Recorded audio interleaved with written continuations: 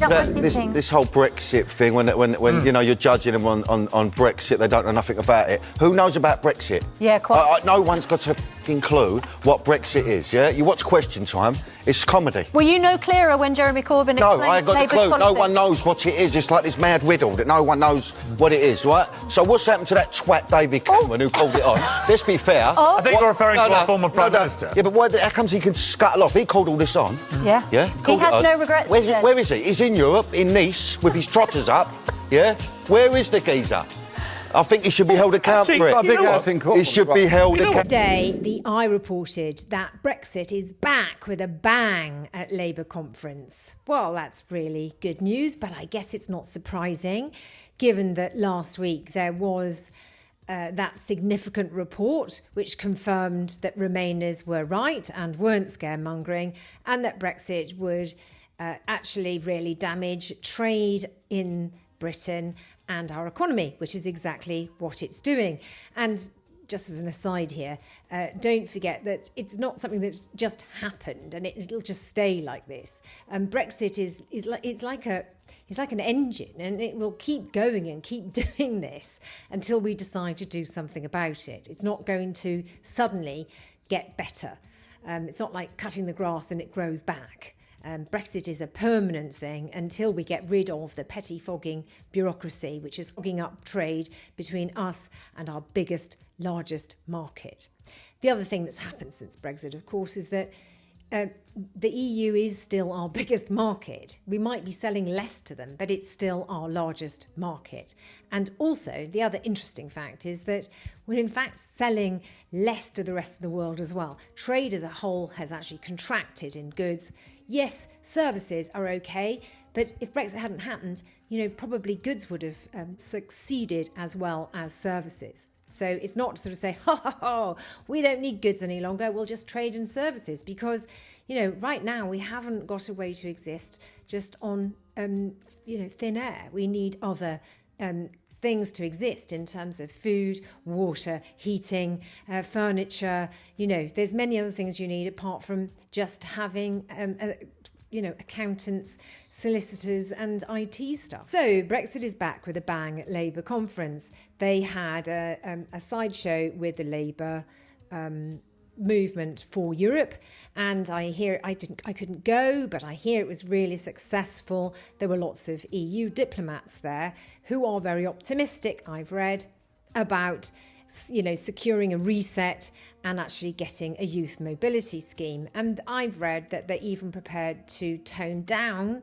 the number of years that are required for people to come over here and enjoy Britain, and for our young people to go over there and enjoy the EU. As to why, taking it from 4 or 5 years down to 2 or 3 years should make any difference, I've no idea. But the new Home Secretary, Yvette Cooper, is sounding very similar to the previous Home Secretaries that we've had. As soon as someone goes into that office, they come out sounding scared of immigration. We've got too many. We need to send them all back.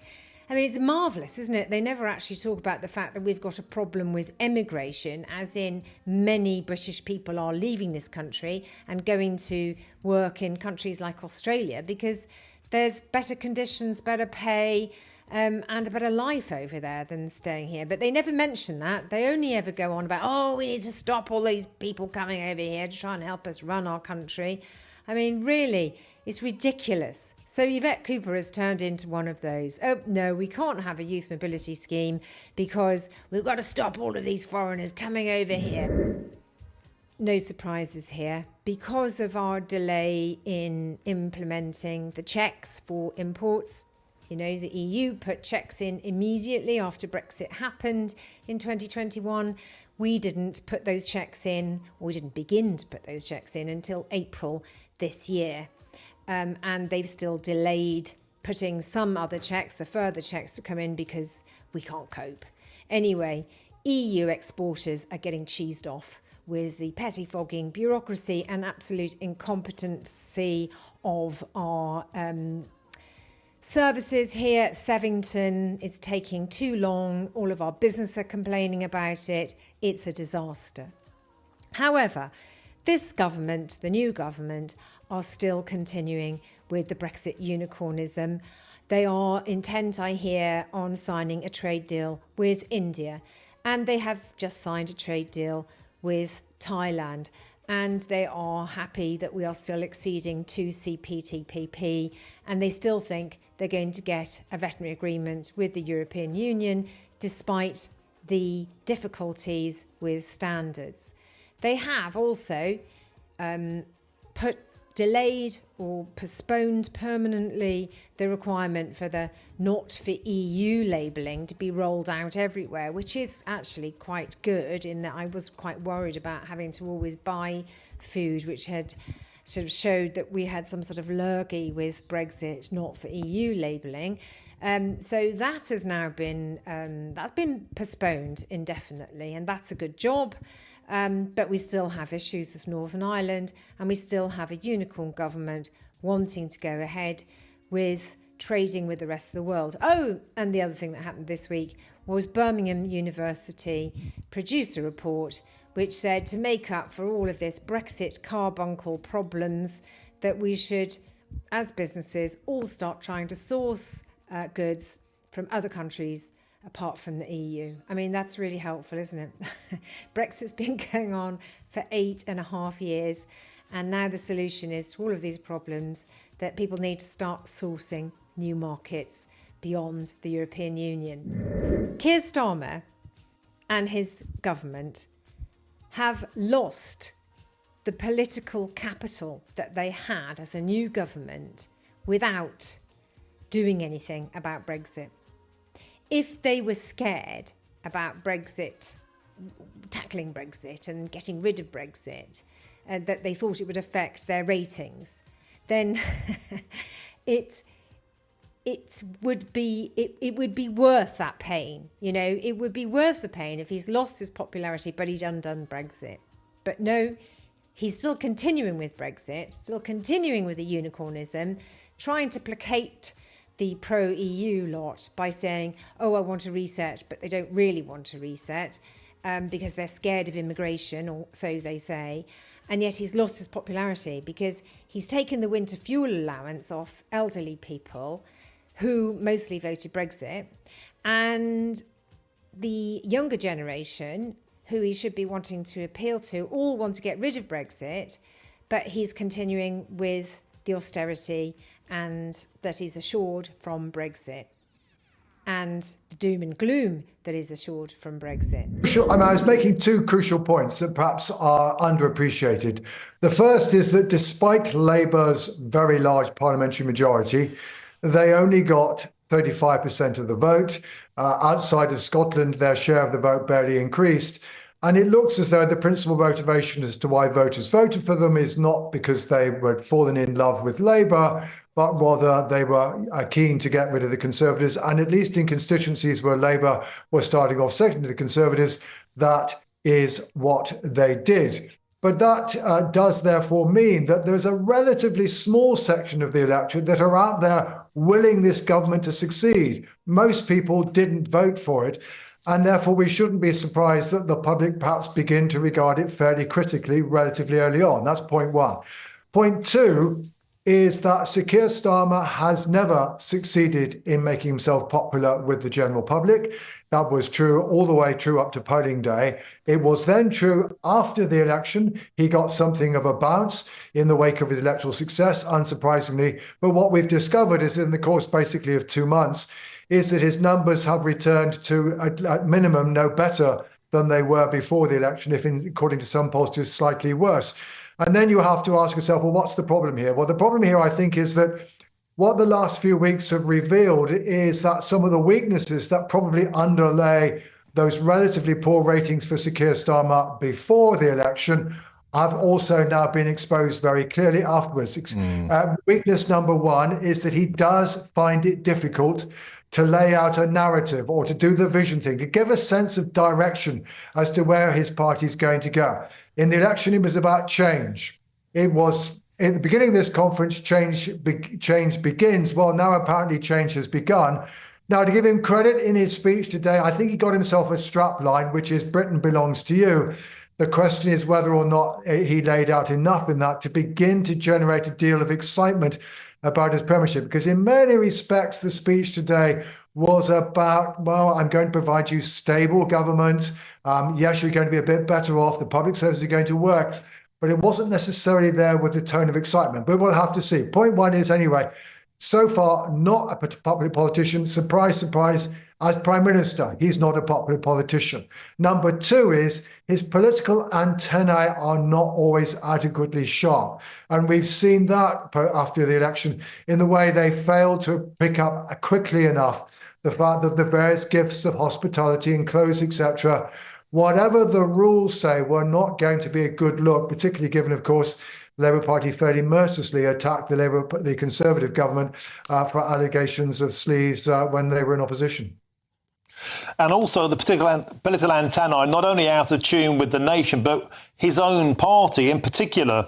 The cronyism scandal, which seems to have been, there's no change. There's continuity with the Labour Party, and the free gear scandal. No, they're all the same. They've all got their snouts in the trough. And then we saw yesterday, Sir John, outside the Labour Party's own conference, a protest from Unite, the biggest supporter, the biggest union, around the winter fuel allowance. A lot of people, even within the Labour Party electoral circle, think that's a very conservative type austerity, George Osborne, quite mean-spirited policy. And a poll out today putting Starmer's personal popularity as plunging from plus 71. I mean, further evidence to add to what I've already talked about. I mean, I think the problem with the cronyism and the gifts, etc., is that, of course, Sir Keir Starmer said, I'm going to improve trust. We are going to keep to the rules. And the problem is, therefore, is that inevitably this has given both Conservative politicians and journalists, quite reasonably, an opportunity to test the government on that criterion in much the same way as when Rishi Sunak, when he first became Prime Minister, said, I'm going to provide you with integrity. And then there were question marks about how far he succeeded. The honest truth is, the advice to politicians of all stripes is not to set yourself up as necessarily holier than thou, because it nearly always becomes unstuck. And that is the risk that Sir Keir Starmer has taken. On the Winter Fuel Alliance, well, I mean, certainly this is one of the reasons why people have been complaining that this government has come up with lots of bad news, that it's not entirely clear that this particular cut was necessarily the only solution to the 22 billion problem that the government claimed there was in terms of the finances this year. Indeed, it only saves just about over 1 billion. And again, that's a question, therefore, again, of the politics, at least, not necessarily looking right. And I think what we have to understand about Sir Keir Starmer, he was talking this afternoon about laying out the tough choices. Well, yep, sure, life is about tough choices. Politics often, however, is about trying to persuade people you've made the right choice, and not always being entirely honest about the cost. Well, we'll wait and see whether Sir Keir Starmer's perhaps more technocratic approach, as opposed to what some people regarded, for example, as the boosterism of Boris Johnson, proves to be more successful. It's certainly not an easy sell. We'll have to see whether or not he can make it a successful sell. And Sir John, in terms of the opportunity for this disenfranchisement with other political parties, where do you see the votes if people who lent their vote to the Labour Party, perhaps those red wallers who lent their vote to the Conservatives last time, where do you see the most opportunity for other parties drifting away from Labour? Well, that is the $64,000 question about the outcome of the 2024 election. Sure, we are, I mean, I think implicit in your question is that we can't necessarily assume that the Conservative Party, at least in current circumstances, would necessarily be the party to whom voters turn if they're disenchanted with Labour. Indeed, the polls that have found some decline in Labour support, even below the 35% they got in the election, suggest that all of Reform, the Greens, and the Liberal Democrats have had some gains in the wake of Labour's difficulties. And the truth is, it will depend very much on the willingness of the leaders of those parties to frame a critique of the government insofar as the government is not doing as well as people want, that persuades people that they provide an alternative. I wouldn't be surprised, by the way, if in the end all of these parties gain to some degree, because we are, I think, potentially looking at a more fractured British politics going forward, in which we certainly cannot assume that the battle is any more simply between Conservative and Labour, but that Labour, for example, even if they can avoid losing too many votes to Reform, they do have to worry about the Greens. That's a clear lesson of the election. And they do also potentially have to worry about the Liberal Democrats. There are other places that voters can go, even if they are unhappy with both Labour and the Conservatives. And Sir John, just quickly before we have to sadly leave you, you talk in your article about other prime ministers who have had much better ratings after their elections, going back to Blair and the coalition and Boris Johnson in 2019. So it seems that Sir Keir Starmer is having a particularly tough time in his very short honeymoon period compared to some in more recent history. Sure. The point is that Sir Keir Starmer entered 10 Downing Street as an unpopular politician. There was, as I said, that short-term boost. Things have simply returned to where they were, but that does put him in contrast with Tony Blair or David Cameron or even Boris Johnson, at least amongst Leave voters, where they were already relatively popular, particularly Tony Blair, and they were then able to maintain that popularity after the election. Because Sir Keir Starmer's degree of popularity immediately after election was so short-term, we shouldn't be surprised that it's disappeared very rapidly. But in a sense, it simply exposes the fact he's entered 10 Downing Street more unpopular than any recent prime ministers has proven to be.